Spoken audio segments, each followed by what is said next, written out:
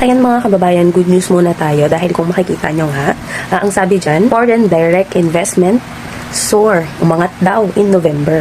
Yan, makikita po yan ng Bangko Sentral sa 2026 na aangat pa itong foreign direct investment nga natin, yung mga investment natin all over the country.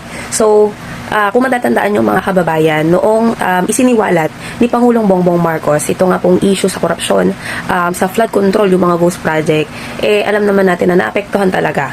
No, may mga investors na nag-back out dahil nga nag-aalala, dahil baka nga hindi mapunta sa tama, no, yung i-invest nila. So, very risky kasi talaga yung ginawang hakbang ni President Bongbong Marcos. Ano kasi yan, in between sa yung kapakanan ng taong bayan na maisiwalat itong mga korap. On the other side, kung pipiliin niya naman nahimik, kumbaga walang magiging pagbabago sa bansa natin. Kaya pinili ni PBBM yung risky na tahakin. Kasi alam naman natin na hindi lang sa panahon ni President Bongbong Marcos naging laganap itong korupsyon, noon pa yan. Kumbaga ilang presidente pa ang nagdaan. At si PBBM nga lang ang nagtook ng risk para po maisiwalat, no, matigil itong korupsyon nga na nangyayari sa ating bansa. Itong talamak laganap na korupsyon. Sabi nga ng mga sabi nga nila, ang korupsyon hindi yan isang araw lang nangyari. Hindi naman lalakas ang loob itong mga korap na opisyal na to kung wala silang backer na matindi noon pa, 'di ba? Kasi kung tatandaan nyo, yung mga sinabi noon ng mga allegedly sangkot nga sa sa flood control, no, noon pa or nag-boom yung negosyo nila. So doon pa lang makikita na natin, and is aside that, sabi ni BP Sara, noon pa hindi pa sila presidente, hindi pa presidente si BBM, hindi pa siya vice, alam niya na yung issue about dyan.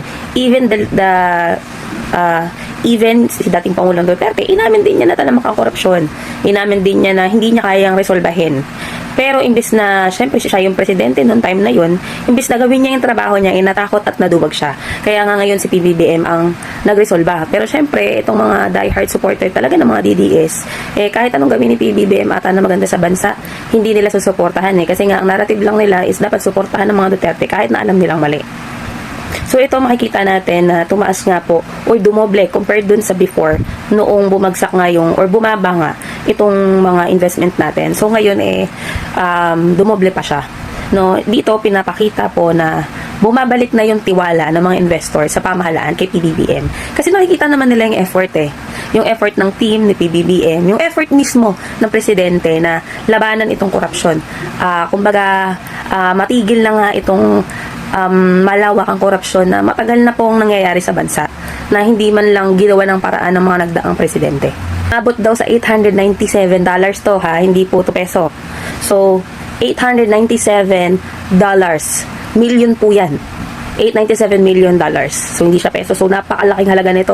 Kumbaga, dito nga nakikita natin na bumabalik na po yung tiwala ng mga investors sa pamumuno ni PBBM. Mas maraming puhunan, automatic yan na mas maraming trabaho na maibibigay sa ating mga kababayang Pilipino. Sa report ng Bangko Sentral, umabot ng $897 million investment na pumasok noong November 2025. Tapos 40% yung tinaas niya compared mo noong October. Diba natutuwa sila na may mga nag-back out na investors. Akala nila maganda yon. Alam niyo mga kababayan, kung ano ang mangyari sa bansa natin, lahat tayo apektado. Kaya nga, itong ginagawa ng pamahalaan ngayon, kahit na tinake ng risk ni PBBM na kahit na magkaroon ng problema yung administrasyon niya, ginawa niya. Kasi nga, ang inuuna niya ay yung kapakanan ng mga nakararami. Kumbaga ito yung totoong selfless leader na inuuna yung marami kaysa dun sa mga alam niya na posibleng masangkot or posibleng involved. Diba? Kasi hindi mo naman malalaman ng isang bagay kung hindi iimbestigahan So, kaya nga tinake ni PBBM yung risk kahit pa may mga tamaan siya ng mga naging kaibigan niya, kapartido niya, wala siyang pakialam. Kasi ang priority niya ay kumbaga matigil na itong korupsyon. Biruin mo sa lahat ng Pangulo, siya lang yung nakagawa nito. Siya lang yung nag-take ng risk para masiwalat lahat ng mga dapat masiwalat. Kasi, from time being kasi, masisiwalat at masisiwalat din yan. Walang baho ang hindi nabubulgar.